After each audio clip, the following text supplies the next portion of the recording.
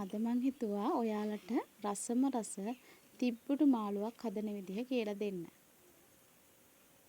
හරිම රසයි. ඔයාලත් මේ විදියට හදලා බලන්න කියලා මං ඉස්සරෝම ආරාධනා කරනවා.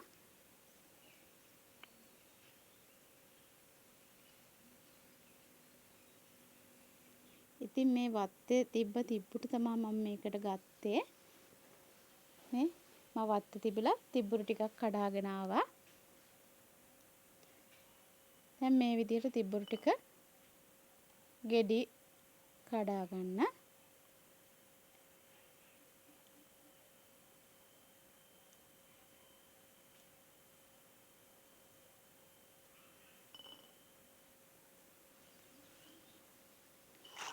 මේක හොඳට සෝදන්න. ගෙඩි වෙන වෙනම කඩා ගන්න කිව්වේ ඒ වගේ පණුව කාලා තිනවා. ඒ වගේම එක එක සත්තු ඉන්නවා. ඒක නිසා තමයි හොඳට බලලා ඒක හොඳට කඩා ගන්න කියලා කිව්වේ. ඉතින් මේ විදිහට සෝදලා ගන්න. මොකද මේකේ සමහර වෙලාවට කෘමි සත්තු ඉන්නවා. ඒක නිසා හොඳට සෝදලා ගන්න. මම මේකට රස කරන්න හාල් මැස ටිකකුත් එකතු කරා. ගොඩක් ඕනේ නැහැ. ඒක නිසා පොඩි ප්‍රමාණයක් තමයි මම මේකට එකතු කරේ. ඉතින් මේකේ මේ විදිහට ඔලු කඩලා සුද්ධ කරලා සෝදලා ගන්න. මේ විදිහට හොඳට සෝදන්න. මේ වගේ වැලි තියෙනවා වෙලාවකට. ඉතින් මේ වගේ කට්ටියකට දාලා මේ හාල් මැස්සු ටිකක් දාලා වතුර ටිකක් එකතු කරන්න. වතුර ටිකක් එකතු කරලා කැමති නම් ලුණු චුට්ටක් කුඩු චුට්ටක් එකතු කරන්න. අකමැති නම් එකතු කරන්න ඕනේ නැහැ. මේ විදිහටම තැම්බෙන්න අරින්න.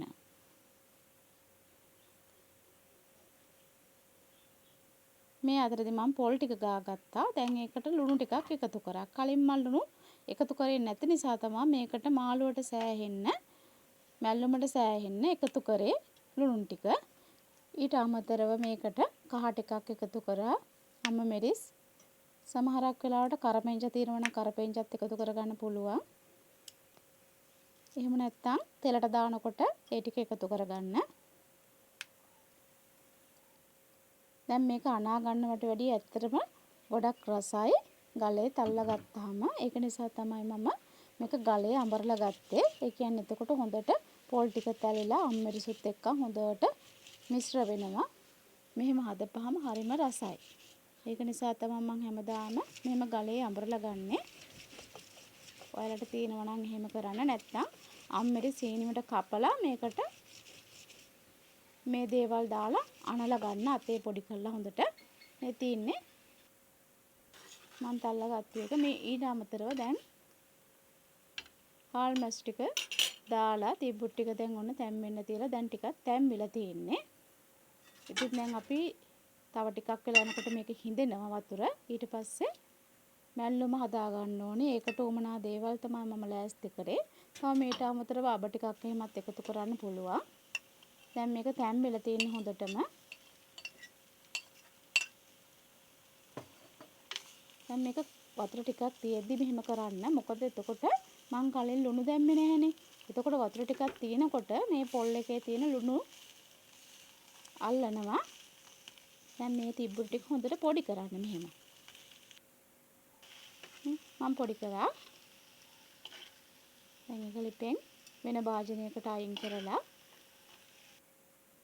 තෙල් ටිකක් රත් වෙන්න දාන්න. හොඳට තෙල් ටික රත් වෙන්න අරින්න. අබ ටිකක් එකතු කරගන්න. ඊට අමතරව ලුණු කරපෙංච රම්පේ තියෙනවා නම් ඒවා එකතු කරගන්න.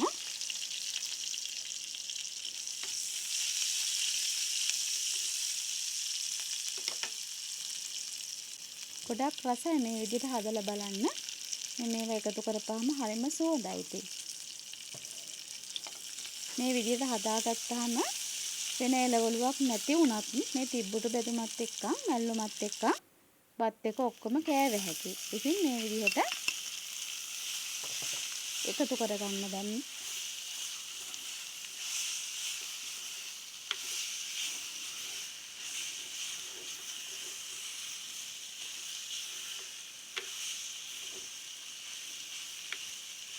ඉතින් බලන්න මේ විදිහට ඔයාලා හදලා රස බලන්නකෝ.